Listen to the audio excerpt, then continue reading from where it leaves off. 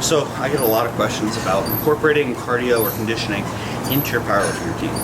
First thing I want to say is if you're just doing this for work capacity or to have more endurance during your workouts, I don't think it's a good idea.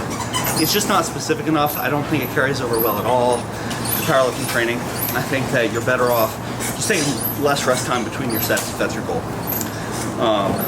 So get that clear from the beginning. If your goal is fat loss, it's a little bit different.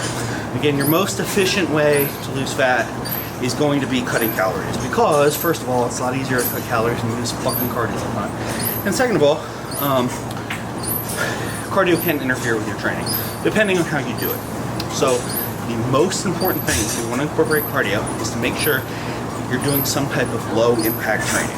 If you are doing stuff like running, kickboxing, regular boxing, jump rope, anything that's going to put a lot of strain on your joints, you got to consider you're already lifting heavy ass weight that's not all that easy on your joints to begin with. And that's not good. If you have any type of soreness in your elbows and your knees, adding that type of activity is only going to exacerbate that. You want to save as many recovery resources as you can for your actual training, your powerlifting training. So, start out with low impact activity. Stationary cycling, elliptical, stair stepping, swimming, walking, all great activities. You have plenty of choices. The second thing, you don't want to do something that's too intense. This intensity right here, where I can talk, I can have a conversation, but I'm a little bit out of breath, that's about right. I think that high intensity training is absolutely going to interfere with your strength. It's going to detract from your strength. It's impossible to incorporate it and stay at and maximize your strength at the same time. Impossible. I have tried, trust me. I do not know anyone who can do that. Now, if you're okay with a slight trade-off and that conditioning is important to you, it's a different story. But if powerlifting is your main goal, you're just doing cardio for fat loss, it needs to be pretty low intensity, steady state. In terms of duration, you want to be progressive with it. So start off with as little as you can get away with. I think a good place to start is 15 minutes or so on your off days, and you progress from there. So let's say you have 3 off days a week, you do 15 minutes of cardio on 2 of them to start out with, gradually you bump that up. You can bump it all the way up to about 20 to 30 minutes per day. After you get to 20 or 30 minutes per day, I suggest that you then start doing it after your workouts, in addition to your off days.